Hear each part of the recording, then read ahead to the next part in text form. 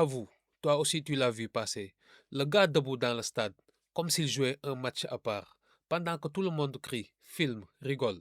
Lui, il ne bouge pas. Costume, cravate, regard fixe. Et là, certains disent, c'est une comédie. C'est du spectacle. C'est juste un supporter. Mais moi, je te pose une question simple. Et si c'était pas drôle du tout? Parce que ce que tu as vu, ce n'est pas juste un fan. C'est un symbole, une mémoire, un rappel. On l'appelle Michel Kuka. Et ce jour-là, il a incarné Patrice Lumumba. Et Lumumba, c'est pas un nom dans un livre. C'est une cicatrice dans l'histoire africaine. Assassiné le 17 janvier 1961. Et plus de 60 ans après, son nom dérange encore. Pourquoi? Pourquoi un homme mort peut encore faire peur? Pourquoi? Dès qu'un symbole se lève, on veut le réduire à une blague. Aujourd'hui, je vais te montrer trois choses. Qui était Lumumba? Version simple, humaine. Pourquoi il dérange encore aujourd'hui? Et surtout, ce que cette scène dit de nous, de notre mental, de notre dignité et de notre identité. Au milieu de la vidéo, je te donne une ressource pour aller plus loin. À la fin aussi, je te donne trois actions concrètes, simples, applicables pour reprendre ton regard et ta posture. On y va. Déjà, Lumumba, c'est qui? Pas la version, je récite une fiche, la version humaine. Lumumba, c'est un homme qui a parlé comme un homme libre. Et tu sais, ce qui est rare, c'est pas de parler. Tout le monde parle. Ce qui est rare, c'est de parler avec une colonne vertébrale. Lui, il a dit en gros, on veut décider chez nous. On veut être respecté. On veut arrêter d'être géré comme un dossier. Et ça a l'air basique, mais en réalité, c'est explosif. Parce que quand tu dis ça, tu touches à l'argent, tu touches aux intérêts, tu touches au contrôle. Le Congo devient indépendant et lui, il se trouve au centre parce qu'il cherche la lumière, mais parce que l'histoire l'a placé là. Et là, je veux que tu comprennes un truc important. Un symbole, ce n'est pas une personne parfaite. Un symbole, c'est une idée concentrée. Une idée qui te dit, regarde, voilà ce qui est possible. Donc oui, Lumumba est un homme avec ses limites, avec ses contradictions, avec ses choix. Mais ce qu'il représente, c'est la dignité qui relève la tête. Question. Quand tu vois quelqu'un qui relève la tête, tu ressens quoi? De l'admiration ou une gêne? Parce que parfois la dignité des autres nous dérange. Elle nous rappelle la nôtre. Et maintenant, je te dis le passage qui fait mal. Tu sais pourquoi Lumumba, ça fait mal d'une manière spéciale? Parce que ce n'est pas seulement une histoire racontée. Ce n'est pas seulement un, il paraît que. Il y a des images, des vidéos, des archives qui circulent encore. Tu le vois, attaché, ligoté, humilié, poursuivi. Tu le vois descendre entouré, pressé, poussé. Tu vois les coups, tu vois la brutalité. Et il y a un détail qui brûle, un détail qui fait mal au ventre. Ce n'est pas seulement des étrangers dans l'image. Tu vois aussi des Africains, des frères, des Congolais. Et ça te traverse. Parce que là, tu comprends une chose. On ne parle pas juste d'un leader. On parle d'une dignité qu'on a laissé se faire piétiner. Et ces images, elles ne font pas mal parce qu'elles sont sensibles. Elles font mal parce qu'elles réveillent une question. Comment on a pu en arriver là? Et si tu sens cette douleur-là maintenant, c'est normal. Parce que ton esprit sait, ça n'aurait jamais dû arriver. Respire, garde ça. On va s'en servir. Alors la question, pourquoi son nom dérange encore aujourd'hui? Parce que Lumumba, c'est une idée. Et tu peux tuer un homme, mais tu ne tues pas une idée aussi facilement. L'idée de Lumumba, c'est simple. Si tu es debout, tu n'acceptes plus qu'on décide à ta place. Et ça gêne. Ça gêne ceux qui veulent exploiter. Ça gêne ceux qui veulent contrôler. Ça gêne ceux qui veulent gérer ton pays à distance. Mais ça gêne aussi parfois ceux qui ont appris à survivre en se pliant. Parce que quand quelqu'un se lève, ça te renvoie une question. Et toi, pourquoi tu restes assis? Et c'est là que ça devient sérieux. Parce qu'il n'y a pas que des guerres avec des armes. Il y a des guerres avec des récits. Je te dis un truc tranchant. On ne détruit pas toujours un peuple en le frappant. On peut aussi le détruire en le programmant, en répétant qu'il est faible, en répétant qu'il est en retard, en répétant qu'il doit être sauvé, en répétant que son histoire commence avec l'humiliation. Et à force, ça devient une vérité automatique. Tu n'as même plus besoin que quelqu'un te le dise. Tu te le dis toi-même. Question. Est-ce que tu t'es déjà surpris à te dévaloriser sans même t'en rendre compte? On n'est pas sérieux. On n'est pas capable. Ça ne marchera pas. C'est toujours comme ça. Tu vois, ça c'est le programme. Et là, reviens à notre scène, le stade. Ce supporter, pourquoi cette scène a fait autant de bruit? Parce que dans un monde où tout va vite, où tout devient mime, où tout devient blague, lui, il a ramené le silence. Il a ramené la gravité. Et quand la gravité arrive, les gens paniquent. Alors, ils rient, ils minimisent, ils commentent, ils font des montages, ils transforment un symbole en divertissement. Tu connais ce réflexe? Quand un truc te met mal à l'aise, tu le transformes en blague. Comme ça, tu n'as pas à le sentir. Mais lui, il n'était pas là pour faire rire. Il a fait un truc rare. Il a rappelé une figure sans parler, juste avec une posture. Et moi, je te dis, ce n'est pas lui qu'on a observé ce jour-là, c'est nous. Notre relation à notre mémoire, notre relation à notre dignité, notre relation à nous-mêmes. Et ça, c'est violent. Parce qu'un symbole te force à te regarder. Et beaucoup de gens n'aiment pas se regarder. Ils préfèrent scroller. Question. Pourquoi tu crois qu'on a autant de bruit, autant de distractions, autant de contenu? Parce que le silence te fait entendre ce que tu évites. Et Lumumba, c'est du silence qui parle.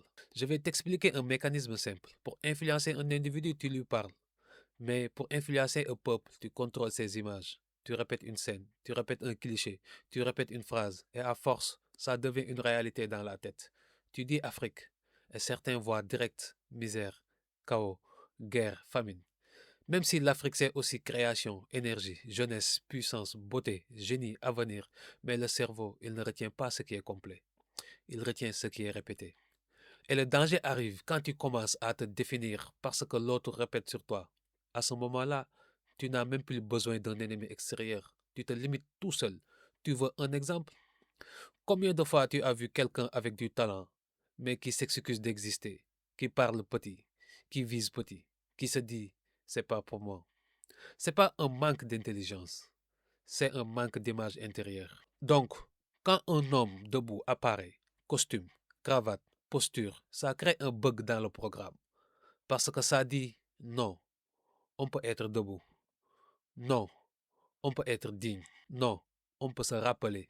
Non, on peut choisir. Question.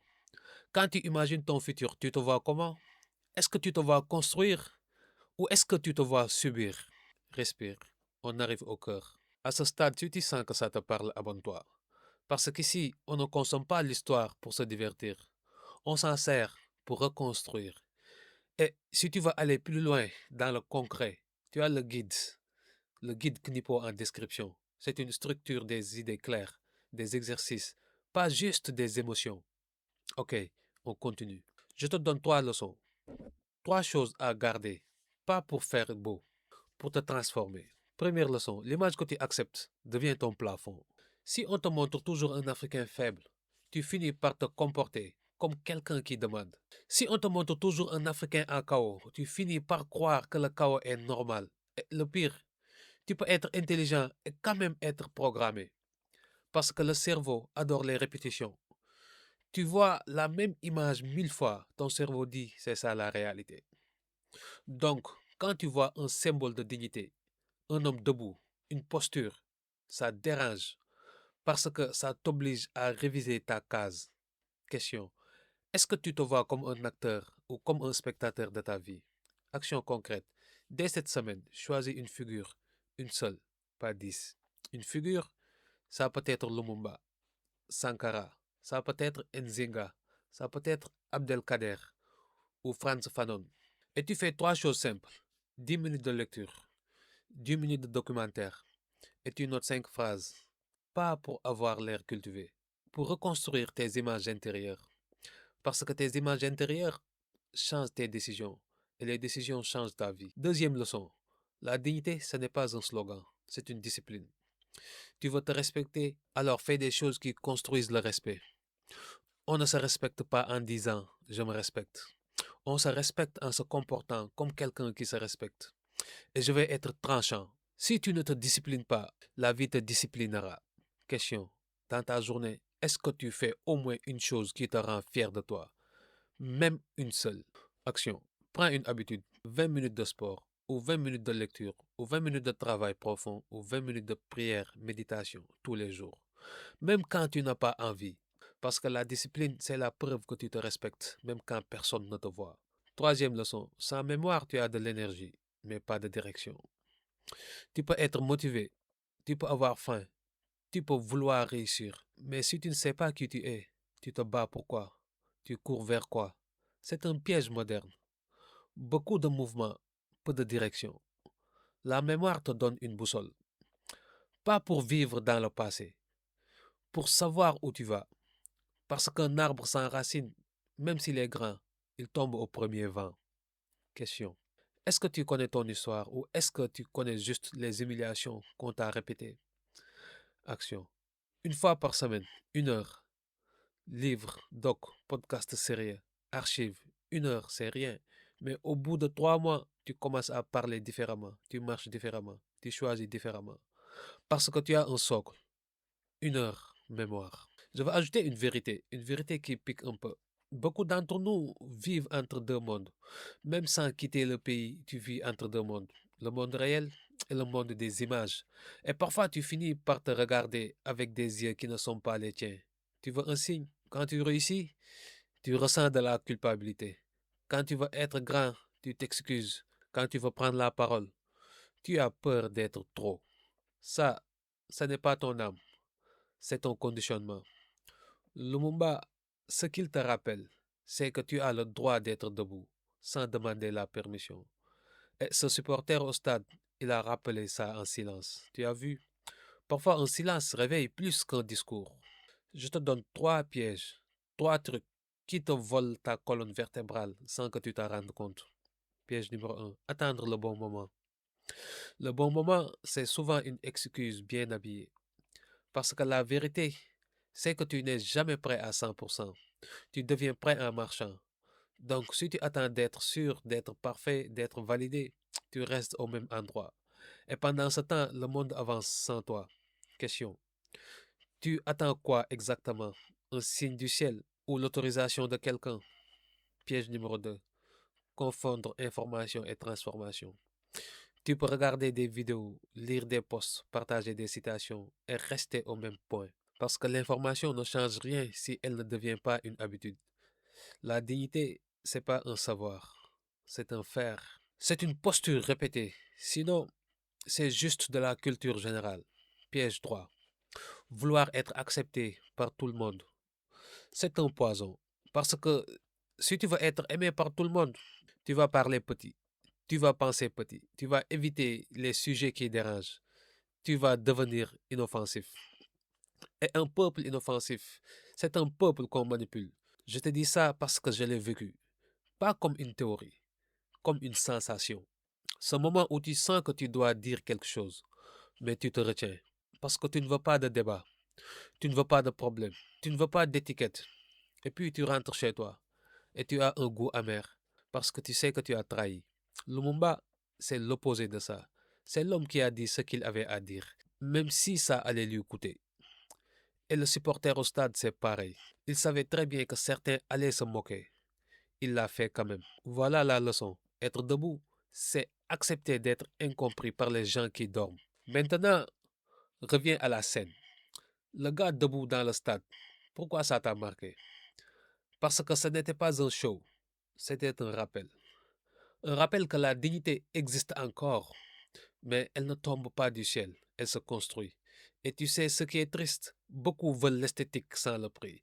Ils veulent le costume sans la discipline. Ils veulent le symbole sans la colonne vertébrale. Mais Lumumba, ce n'est pas un costume. Lumumba, c'est une posture. Et parfois, oui, l'ennemi n'est pas seulement d'or. Parfois, c'est la trahison. Parfois, c'est le ridicule qu'on accepte. Parfois, c'est la peur de se lever. Parfois, c'est la fatigue de croire. Et c'est pour ça que ces images font mal. Parce qu'elles te montrent jusqu'où peut aller l'humiliation quand une dignité est isolée. Et moi, je ne veux pas qu'on soit isolé. Je veux une génération qui se respecte, qui se connaît, qui se discipline, qui agit. Si ce que tu viens d'entendre te parle, like, partage et abonne-toi. Parce que souvent, pour avoir beaucoup de visibilité, il faut de l'interaction, il faut des likes, il faut des partages, il faut des commentaires. N'hésitez surtout pas, parce que c'est ce qui va pousser la chaîne devant et permettre à beaucoup de monde d'accéder à nos vidéos. Car je crois sincèrement qu'il y a beaucoup de jeunes qui ont besoin de regarder des contenus qui sensibilisent. Ici, chaque semaine, on pose des vérités qui réveillent et on les transforme en action. Maintenant, j'ai une question pour toi. Quelle figure africaine t'a le plus inspiré? Écris son nom en commentaire.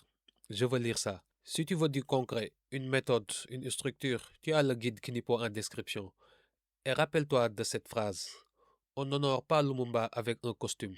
On l'honore avec une colonne vertébrale. Le savoir est une arme. Mais surtout n'oublie pas, ce n'est pas de la magie, c'est de la constance. Peace.